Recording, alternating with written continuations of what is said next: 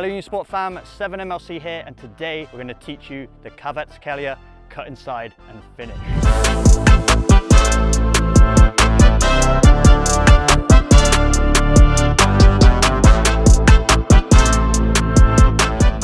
So the way Kvaratskhelia makes this move effective is that automatically defenders are going to be on high alert around the edge of the box because his shooting is so deadly. So if your shooting's deadly, your fake shot is going to be deadly. So that's the key. So how he approaches the defender is with small touches. This engages the defender 1v1. So it's small touches going directly at your defender.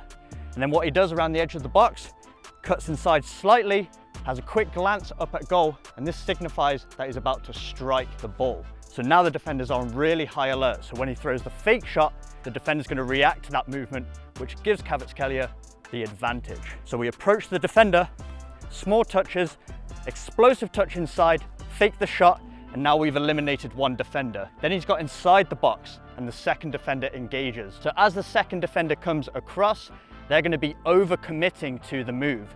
Because he's already beat one defender, the second defender now has to rescue the day, essentially. So he's going to come across, pressure the ball really aggressively, which then gives Kvaratskhelia the advantage to cut inside one more time. We dribble with small touches towards the defender, touch inside, fake shot, eliminate the first defender, they come across, then it's another cut inside, which will eliminate the second defender.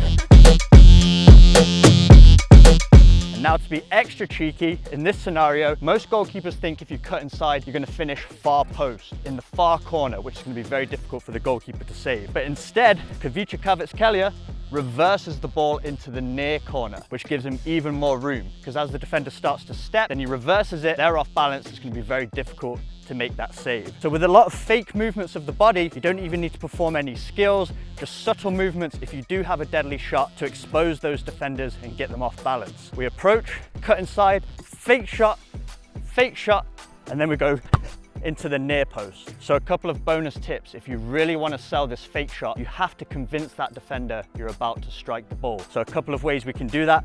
First, we can get a slight glance up at goal. This is showing the defender we're looking at the goalkeeper's position to find where the gaps are to put the ball in the net. So a quick glance is going to make that defender believe we're about to strike the ball. Now our actual body positioning. We're going to plant beside the ball, raise our arm slightly, draw back our leg.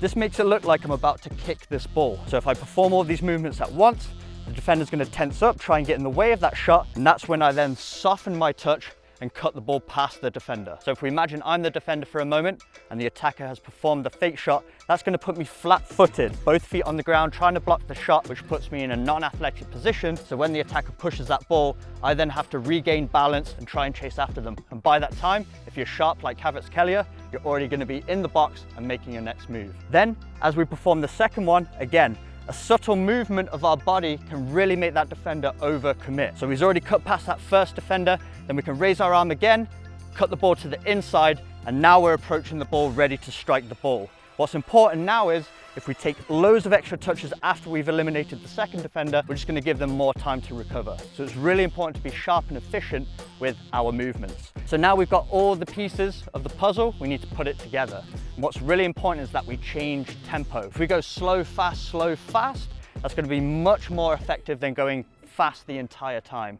because we get the defender going slow for a second, and then when we change speed, they're going to be a split second behind us. So let's piece it all together. So we go slow, cut,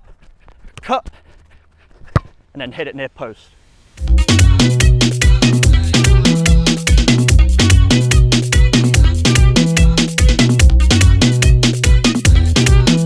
So a few mistakes you might make in this scenario. First one is you might take too many touches. So although we're dribbling the ball, we want to be efficient with our touches. If we're holding onto the ball for too long, we just draw more attention to ourselves and we're more likely to get tackled. So after we've cut the ball, we need to make sure we're efficient with our next touch and then push it back into the space. And as we mentioned before, don't delay on the strike. All of these things are going to give the defenders more time to react to your movements. And with your touches, make sure you're keeping them tight to your body. A mistake you might make after you chop the ball, it might get too far away from you.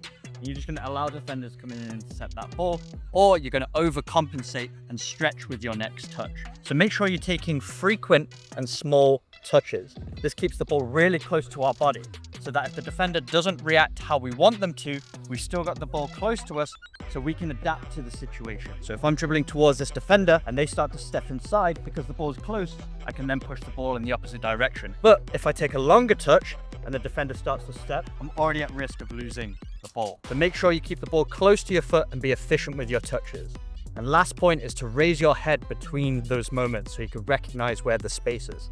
My head's like this the entire time, down looking at the ball. I might run into this defender. So make sure as you're dribbling the ball, not only is the ball in your sight, but the surrounding area is in your peripheral vision. So you're looking just beyond the ball so you can see how the defender's moving. As I look here, quick glance up, I can see the defender. Quick cut, look up, see the defender stepping across. And now I'm presented with a goal scoring opportunity. And what's really tempting is after you've done all the hard work, is to lose focus on the strike. But this is the moment you need the most composure. You've done all the hard work, now we're just putting the finishing touch on the ball. So get a quick glance up if you need to, see the goalkeeper's position. If you want to make it extra effective, you can look towards the corner you're not going to put it, trick the goalie into going across, and then reverse it into the opposite corner. So those are some simple ways you can create space to shoot inside the box like Kvaratskhelia. If you want more tutorials from us, make sure you check out the link down here. And before you go, subscribe to the Unisport channel so you don't miss a future video from us. I've been 7MLC. Until next time, I'm out.